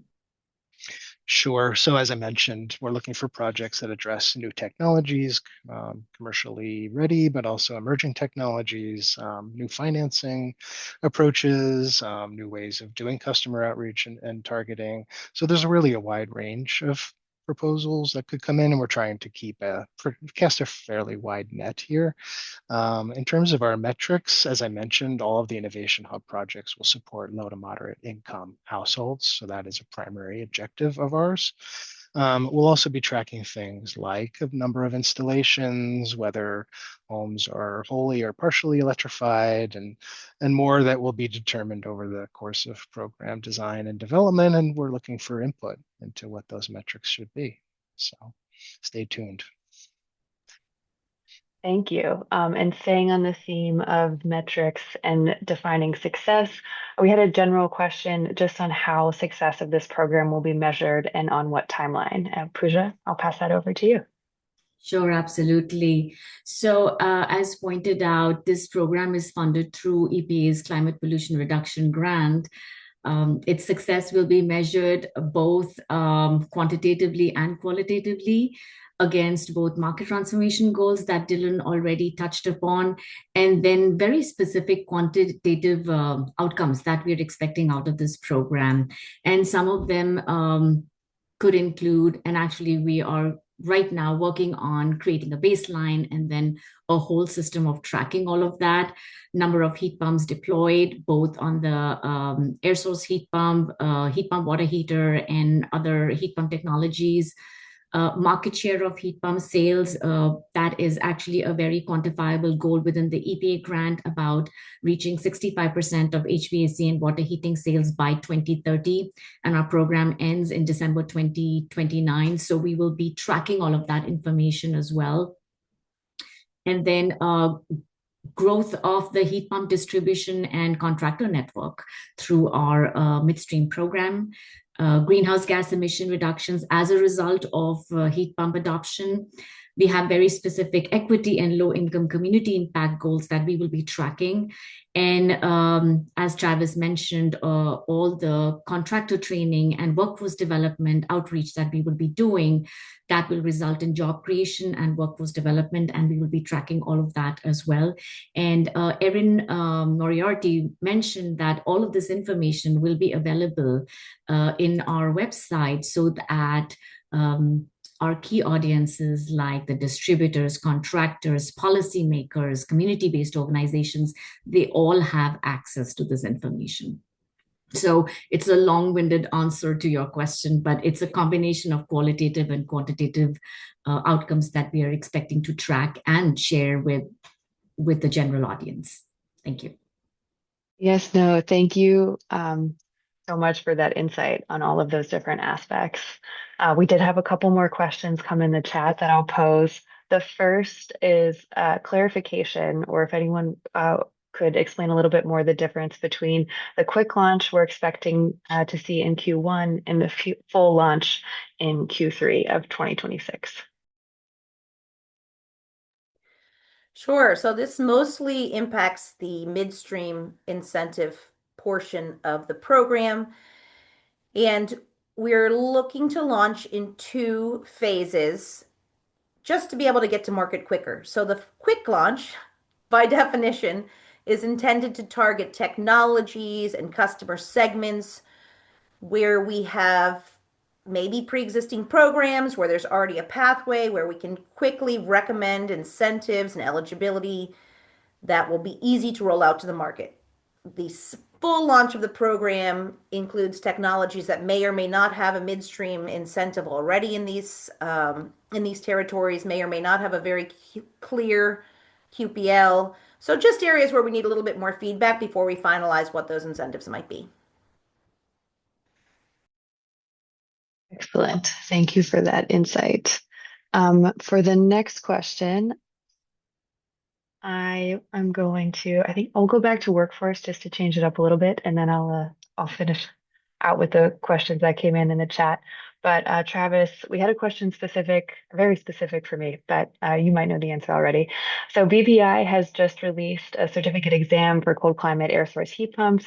Do you see the decoupling of training for heat pump installation and service as a specialty from a more comprehensive generalized HVAC training to be advantageous or limiting? So how important is it for contractors to specialize in heat pump training? I think might be it. Yeah, that's a great question, and the education nerd in me loves to think about this. I would start by saying that for now, we don't think they're mutually exclusive. Part of what's going to help contractors really get comfortable with new technologies is normalizing them in the context of what they already know. So when we think about the application of heat pumps in the education, bringing that to contractors through the channels and in the context of just a normal training that they're getting from a manufacturer or distributor is going to be important. We will also absolutely have specialized trainings that are going to be specific and unique to this that will be offered with a very explicit goal of helping contractors focus on these technologies. So I would say, it's a all of the above approach that we're going to be taking. And I think that's going to be pretty important because it's highly unlikely that we're going to see a switch away from fossil fuels overnight. As a practical means of helping to move the market, we have to be incremental and we have to be deliberate about this, but it has to be folded into what contractors kind of already know. And so I would say having the heat pump education brought through more general HVAC trainings is absolutely important to sensitizing and building that awareness. And then having the additional channels that are more focused on the specific applications and the technologies will help further kind of bring contractors to where they need to be at the end of the day. Excellent. Thank you for that insight. My next question will pop back over to the Innovation Hub. So someone in the audience was wondering how learnings from the Innovation Hub will be tracked or shared publicly, and will success stories or lessons learned go into the Resource Hub for other prospective projects to learn from, and I'll add maybe even other states to learn from as they implement additional policies. Well, that's that's an easy one to answer, and the answer is absolutely yes. That's a key aspect of our learning framework and our learning dissemination strategy. So yes. I don't want to put anyone on the spot, but would we have a timeline for when those might come out?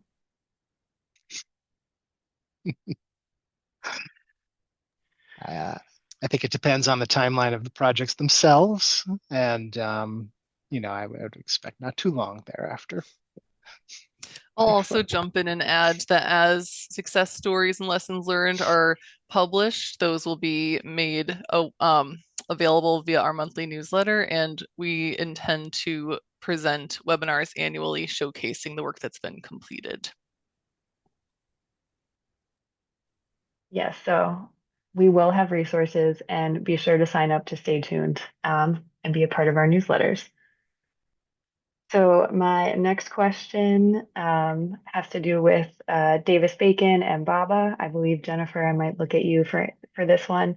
So they were wondering if the funding, whether through the Market Hub or the Innovation Hub, will be subject to the Davis-Bacon Act or the Build America, Buy America, et cetera. Maybe you could provide a little insight on that.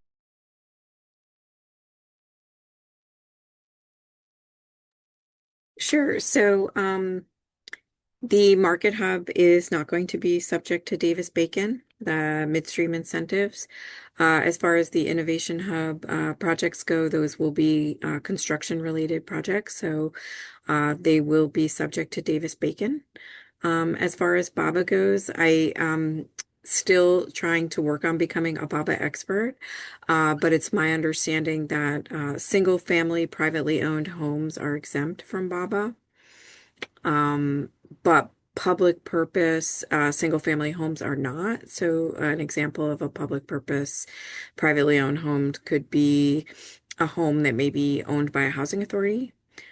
So we will be working with program design to come into compliance with BABA in terms of looking at what products are compliant with BABA. We will be cognizant of that. And if there is an application that is not BABA compliant, but is the best use for that particular building application, and is the only, sort of good equipment available for that application, we will seek waivers from BABA for that application. Excellent. Thank you for that insight, Jennifer. And I'll put one final plug in if anyone has any lingering questions that they want to ask this team. We'll be wrapping in just a couple minutes. But we did have one question come in specifically about cold climate heat pumps. So they were wondering if here in New England, if we know if discussions are happening about ways to incentivize that both homeowners and contractors specify cold climate heat pumps, especially given how huge an impact that decision will have on overall operational costs. So maybe we could speak a little bit about how we're planning to do that with the workforce and through the market hub. Yeah, I would say on the workforce side, again, that's going to be a critical part of the education that is provided to the contractors. It's also worth noting that many of the existing programs like Mass Save and Energize Connecticut, among others, really focus their educational resources for contractors and customers around cold climate heat pumps. Beyond that, there are additional services like the decarbonization consultations, where cold climate heat pumps are the primary kind of focus of education and support to ensure that when customers are making these important decisions for their homes, they are choosing the right pieces of equipment that are going to deliver the right results at the end of the day.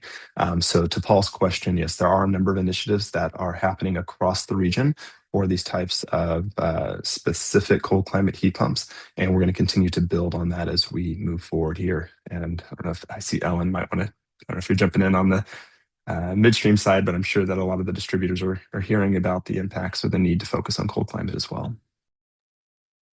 Sure, just building on what Travis mentioned, across the coalition states, in order to access downstream and midstream rebates, whether they are at the state level and now at the NEPA level, equipment is already required to meet that Energy Star cold climate spec. So this is already being socialized in the market. You know, we have such amazing incentives existing across all of these states. If you want to access them, you already need to be buying that cold climate equipment. So we're in a good position to continue building on that momentum. And I'd also add that there are a number of initiatives focused on the energy advising that's happening. So, for the home energy assessments, where those energy advisors are being trained to focus on the educational value of cold climate systems as a priority. So, when customers move from that energy assessment to getting quotes from contractors, they know to ask for and advocate for cold climate systems as well.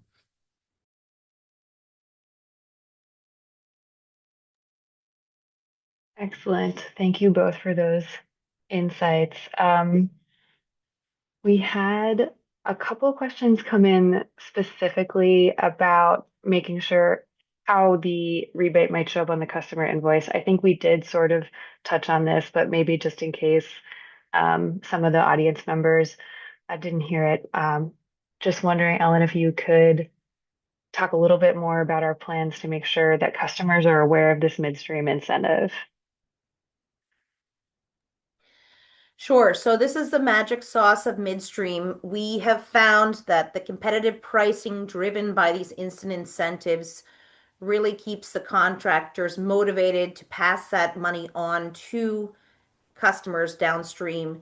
By the same token, this program will not have ownership over contractors' participation, whether or not they're eligible to participate in any state programs. We really are managing that distributor relationship. So that is where we have more authority over it. But again, our research has shown over 30 years that these competitive markets really drive contractors to ensure they're passing that on to customers. And we complement that with marketing and inspections that help everybody be aware of this available funding in the region. Excellent.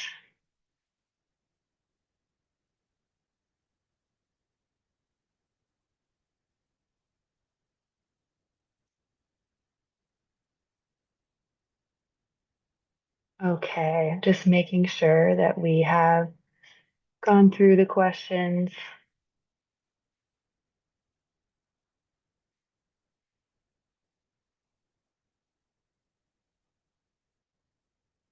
In the chat. Okay, we have one question that I'm going to pose. It's going to be a little bit of a longer one. So how do we justify, okay. Question asker was wondering, how do we justify the added cost to operate heat pumps versus traditional fuel sources in the coldest month of the year? We understand that there is a high cost of electricity in New England, and the outdoor temperature goes below 30 degrees. And the question asker posed that the heat pump efficiency drops off at 30 degrees. I think we might be able to answer whether or not that is true with cold climate heat pumps.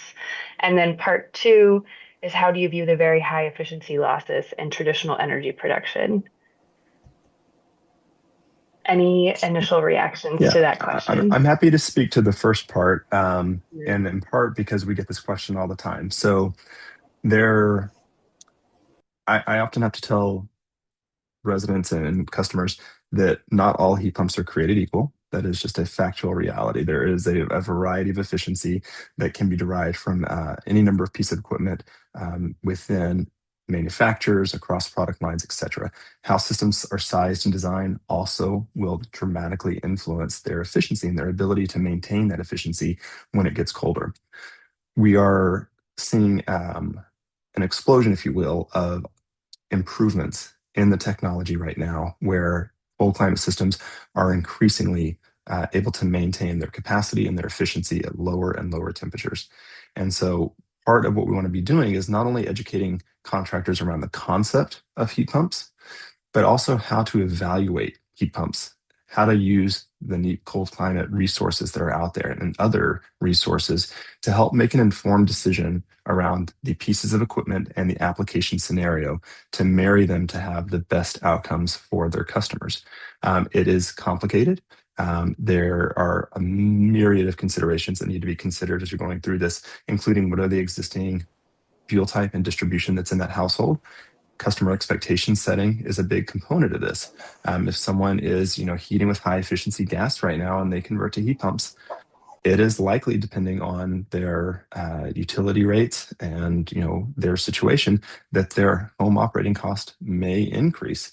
We are also seeing on the policy side solutions that are being brought by a variety of program sponsors. So when we think about the heat pump rates that are being rolled out in Massachusetts, as an example, that is directly intended to offset that operational increase to help those customers that are adopting these solutions be able to, see that cost savings, or at a minimum, get closer to breaking even on that front. So there are a lot of things that have to be considered on this, and I think that's a great and thoughtful question that was asked.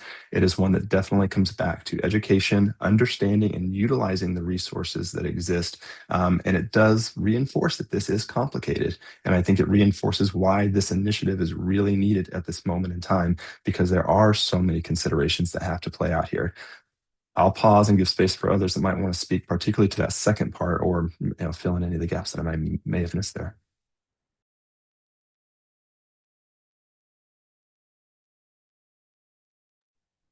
Thank you. I believe you answered that question perfectly, Travis. So we are all set to go. So with that, I know we haven't hit every single question, but I believe we've hit most of the questions that appeared in the chat. And if you do want to get in touch with us to ask any additional questions, please, we will be sending out the slides, the webinar recording, and then also a feedback form.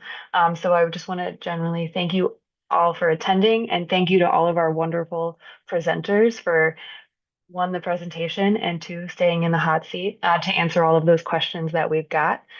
For the audience members, if you want to sign up for program updates, Connecticut Deep has a webpage that you can go to, and then please look in your email inboxes for information to submit additional feedback or questions via a post-webinar feedback form, and we ask that that's done by December 5th.